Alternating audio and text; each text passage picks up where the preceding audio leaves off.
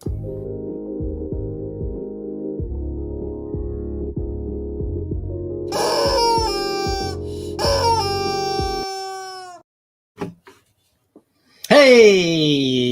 this is the Chickenfeets podcast. I'm Arthur Spooner. I'm Judah Buddha. He's Judah Buddha. And this is the Chickenfeets podcast. So please like, follow, and subscribe, and put a little love in your heart. This is the last podcast before Thanksgiving. So I think please put a penny in the old man's hat. So be thankful. All right. So let's jump right in and do the meme of the day.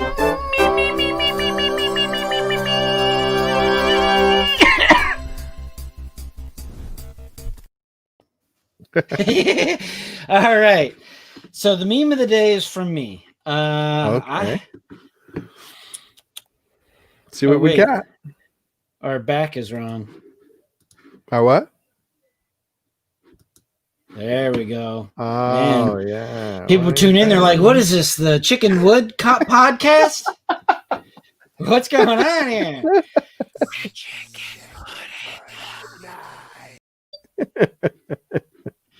All right. Okay. Me taking my wife from Harry and the Henderson for the first day after quarantine. That's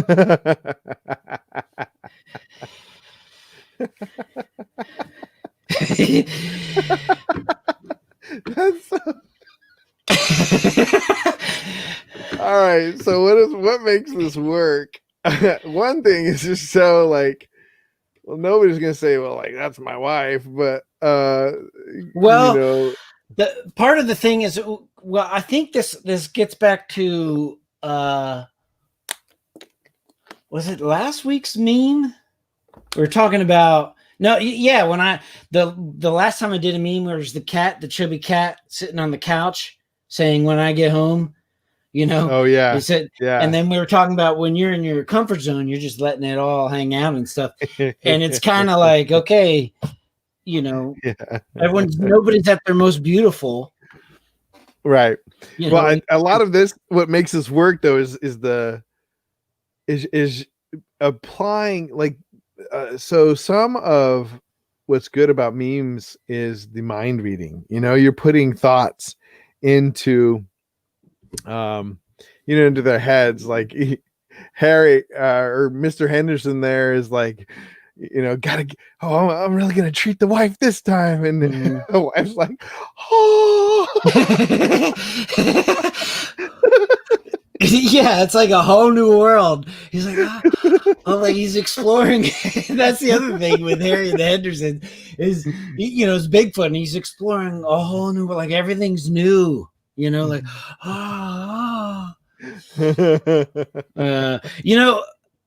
every time I'm trying to find a meme,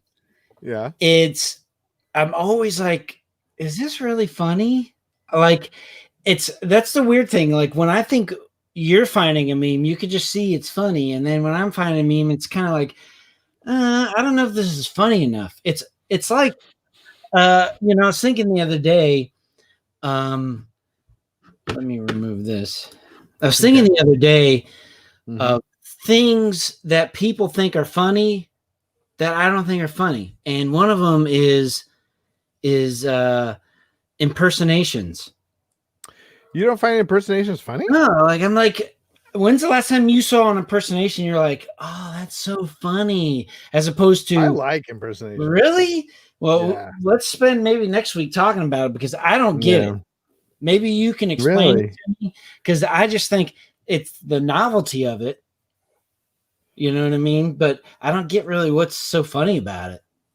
Well, yeah, we can. That should be a whole episode, because I didn't realize we were so on the polar opposites of that. I thought you'd like them. Well, okay, but for memes, it's to me, an impersonation is a meme. It's basically taking a snapshot of somebody, know, the snapshot of somebody and saying, here you go, like, here's the thing we all know. For the quadrilateral, it's that like common, everybody knows, oh my gosh, that is him. Yeah, yeah. And it's kind of I that. understand the culture, the common Yeah. culture, but it's more of the novelty of it, I think, is what I like. Well, anyways, we'll talk Okay, about we'll it talk more next week. about it next time. All right, so this week it was to me to present a comedian, and this is the person I thought of immediately when you were talking about Charlie Chaplin and really introducing and bringing out the world of physical comedy. Mm-hmm. Actually, the more I thought of it, there's another guy that probably goes before this guy, but the person that came to my mind was Mr. Bean. I feel like he's my generation's Charlie Chaplin. One Okay. thing is because it's not black and white, but there's no talking, right? There's very, very little talking. He rarely Mm-hmm. ever, every now and then he'll say something, Yeah. murmur something. Yeah. Other people But will talk, but he's just making noises and he's yeah, conveying a lot with noises. noises and looks and to me, he's taking everything that Charlie Chaplin created and introduced to the comedy world and just applying it to a different generation. Now, Mm-hmm. at this point, he's old, right? Like, would Mm-hmm. have to find something. The other person I was thinking that would come before him would be Peter Sellers. But today we're going to talk about, I don't even know who that is. Peter Sellers, the Pink Panther. Oh yeah, Also, yeah, yeah, yeah. he's Okay. also Yeah. I heard Doctor Pink Panther. Yeah, Weird I got Love, it. I Strange got it. Love. I got it. I got it. The He French guy, has Pink like all these. Panther. Got it. But Rowan Atkinson is somebody who came to my mind when as a more updated version. So let's watch a little Rowan Atkinson, somebody who was born. So this guy, at this point, Rowan is he was born in 1955, so that makes him like in his 70s, right? So Yeah, well, according to my math, yeah. all right, so this first clip is one that sticks out to me. This is somebody I watched as a kid, and just I love this one because it's like for a kid, it's like a novel idea of how to paint a house. So let's Okay. watch.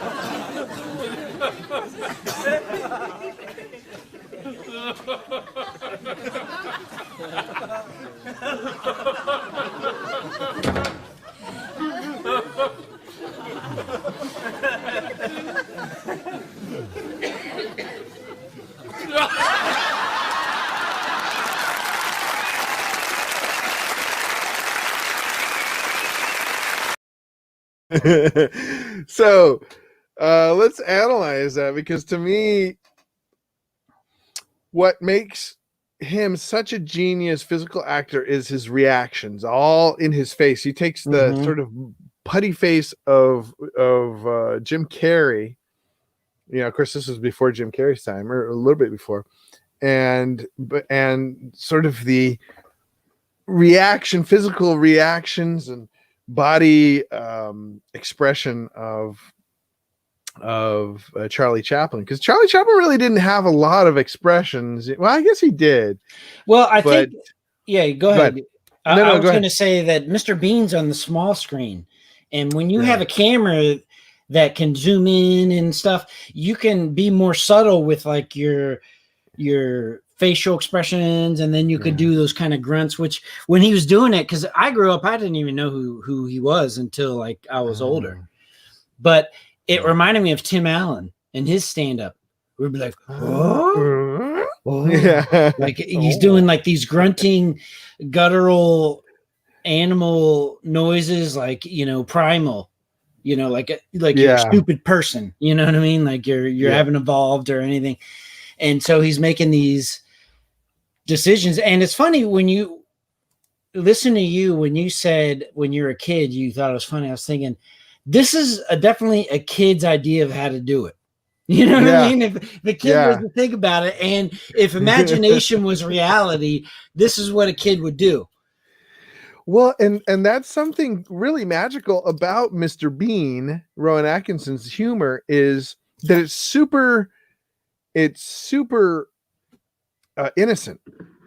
I was trying to get a clip. It was too long, of this one where he's painting, and he's sitting there painting a banana, and then he looks up and he's painting something else. He paints two circles within circles, and he looks up and it's like a naked lady. They had replaced the banana with a naked lady, you know, and he gets really flustered, and he doesn't know what he's very childlike in the way he approaches life.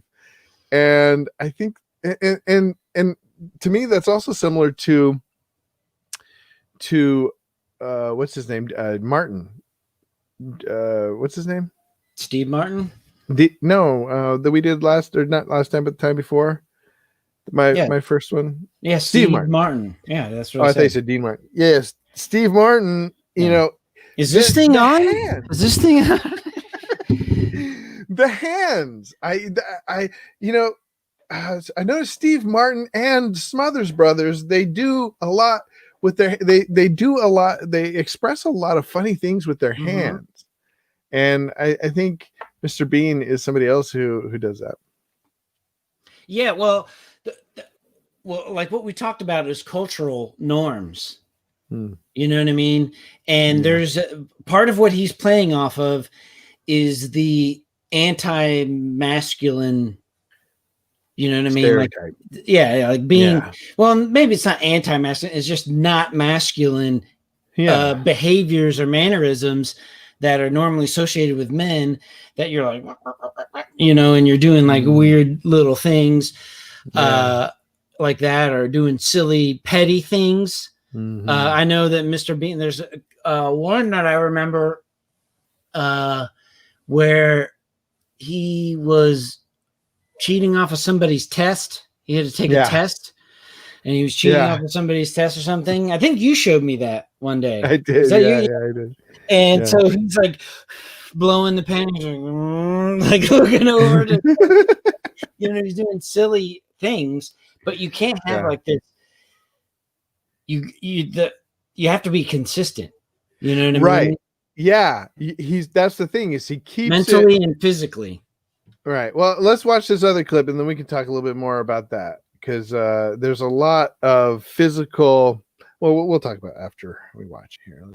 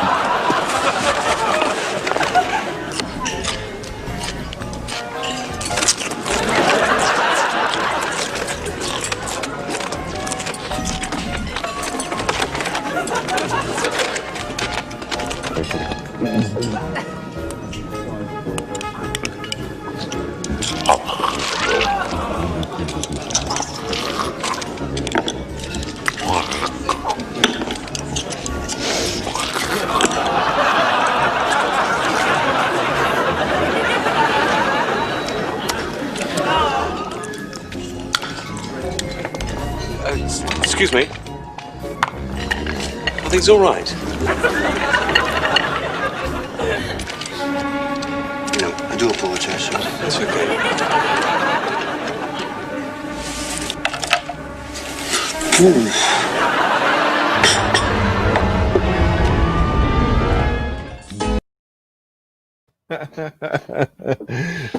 Now, was there a scene before where somehow this guy, like, he's competing, like some situation sets up to where then he feels like he has to compete with this guy to show he's better? Yeah.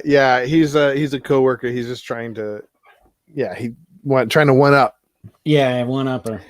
Yeah, a lot of these have. So another thing I like about the Mr. Bean series that they didn't actually follow through with the movie. A movie came out.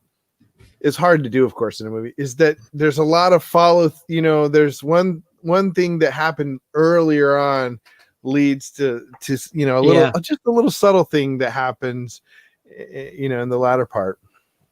Yeah. And Jim Pickett left us a thumbs up. Thanks, Jim. Thanks for watching. I saw that.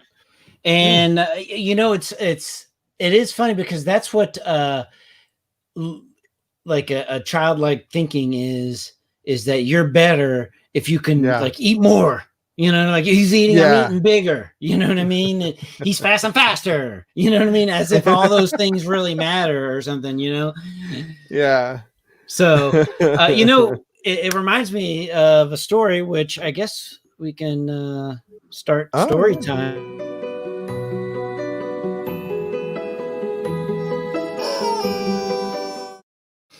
Now I know you got a story, but that scene reminded me of a story. So you've met Brenner. Remember my old Navy supervisor, Brenner? Friend Danielle? Yeah. Mm-hmm. So we went to it was in Guam. It was a Christmas party, but it had buffet style like that.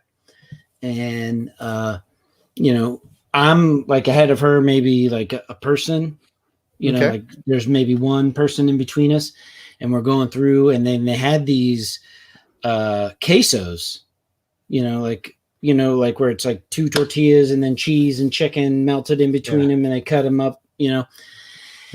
And I said, I was like, Brenner, look, they got these look really good. You want one? And she's like, yeah, I think I'll have it. And I was like, oh, sucks to be you. And I take the whole tray and I like put it on my plate. I was like, sucks to be you. And I like walk away. She was just kind of like, she was too busy picking food where she was just kind of placating me a little bit. She's like, yeah, that looks good. And I was like, oh, well, sucks to be you. I walked back to my table. But then I went to the bathroom and I came back and there's like a huge bite out of one of them. But that's what it reminded me of. Sometimes that? Go ahead. What is it that makes that so funny? It's like there's something funny about competition, about getting one over somebody else. You see that? There's something we have to fit that on the quadrilateral of humor some way. You're in the buffet, so it's kind of like the whole point of buffet is like there's something for everybody.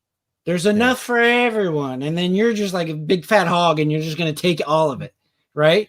And then you're going to hog all of the one, like what he was doing. Instead of like getting a little bit of this, a little bit of that, he's like, I'm getting all the sausages and I'm getting all the meat, And so he's like, instead of sharing it, like the cultural norm of like buffet where you try a little this and a little this. And if you want some more, you come back and get a little bit more.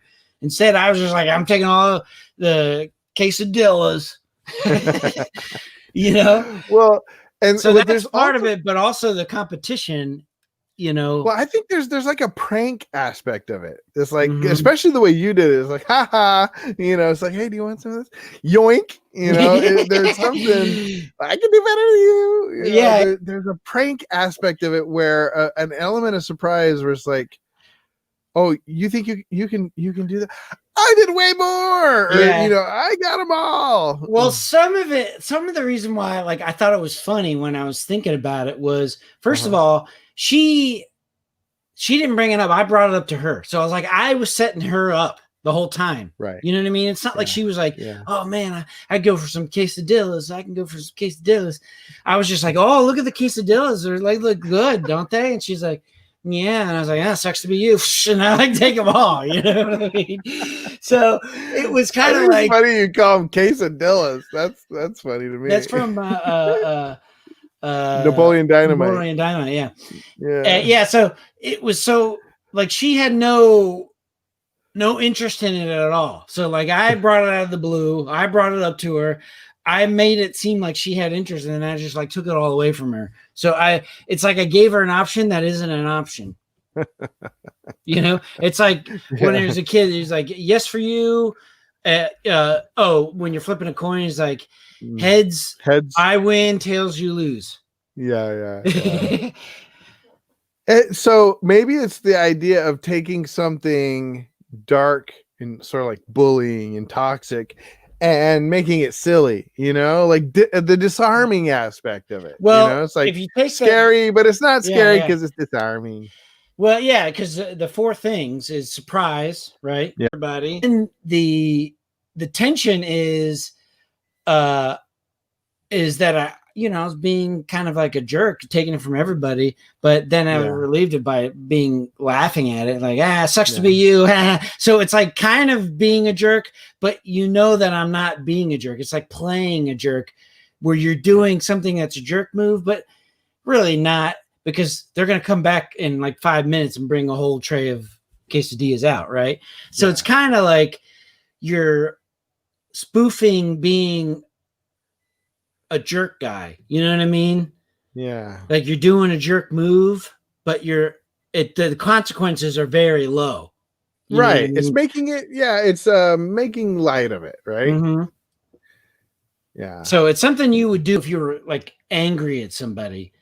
You know, where you take something away from them and it sucks, but you're taking something that's small away from somebody that they don't really have a use for, right? Or they didn't really ask for, and then I'm making it seem like you suck and I'm good, sort of like what Mr. Bean did. Like the other guy's just having lunch or breakfast or whatever, and he's like, "Oh well, yeah, I'll show you. I'll show you." Well, before we go, I have a story that my dad reminded me of. It's a story about my dad. Yeah, we love to tell it. We actually have something, you know, it's like a family meme that goes along with it. So this was a hot day in July. And of course, here in North Carolina, hot day in July, it's pretty hot. And my dad, this is after we had a big hurricane. My dad's out there. He's working on sort of getting, you know, all the stuff off of the bank and just trying to clear up and clean off the dock. And next door neighbors are rebuilding their dock, and they have some workers out there they're building a dock, right? Mm-hmm. And so he's out there, and it's like, he said it was like 11 o'clock and the sun's getting hot. And he's, you know, and he looks over there and they're like waving at him. He's like waving at them. And they're like, hey, you ready for your beer? And my dad's like, huh? He's like thinking it's 11 o'clock, but yeah, I could go for a beer. It's like real hot out here. And he's like, what? He's like, are you ready? The guys are like, hey, you ready for your beer? And he's like, yeah, I'll take one. And they're like, yeah, you ready for your beer? And so this is what my dad's hearing the whole time. And then he gets out, he like kind of like walks over there. He's like, I gotta go get a beer. You know, hot day. Yeah. So he's like, yeah, what's going on, guys? They're like, yeah, so when do you want us to start? I'm going, what? They were saying, are you ready for your beer? And the whole time he was hearing, are you ready for your beer? They were saying, are you ready for your pier? Because they were building the pier next door. So they're like, yeah. You know, they were saying, do you want us to build yours next? And somebody else like, kind of embarrassed. Like, he's like, I'd rather have a beer. I was hoping for a beer. So now it's a family where we make my dad or we make fun of each other if it's like a hot day. We're working out on like because we were painting out in the hot sun yesterday, and my dad's like, "You ready for your beer?" And I was like, "What?" So but next time your dad grabs a beer, you're like, "Man, I could use a peer right about now. I could use a cold, refreshing peer." What is that? A Piers Light? Yeah. That that reminds me of a story. So we were traveling across country when I was a kid. My dad, he was still in the Army. We had this we bought a blue Dodge minivan. It's like Plymouth or Dodge minivan. When they first came out, it was like the newest thing, having a sliding door, and it was light blue, and like they were everywhere. All these families had them because it was like a new thing, the minivan. So we had one, and we loaded it up, and we were traveling cross country, and so we pull into this Circle K, right? We park right in front of the Circle K, and so my dad gets out and he goes in to the store. And then we're just sitting there kind of just waiting, not really thinking. Then another minivan pulls up right next to ours. It was blue too, and there's like a family in it. So the husband gets out and he goes in. So my dad comes out and he gets in the other minivan, and he's like trying to put the key in. And he looks over and he sees us, and we're laughing and we're pointing. And then he looks over and the lady's like holding her purse. She's like, oh. And then when he like looking back and forth, the family in the van that he was in, they realized what was going on, and they started laughing. My dad was so embarrassed. So he got out, and he got in the van, and he like pulled away, and they were dying laughing because he's like getting in. He's like, "Put the key's not fitting." He's like, "What the hell?" And then he looks over, and we're like, "Look, Dad's in the other minivan." And he's like, "What?" And then he looks over, the lady's like, "Oh, holding her purse."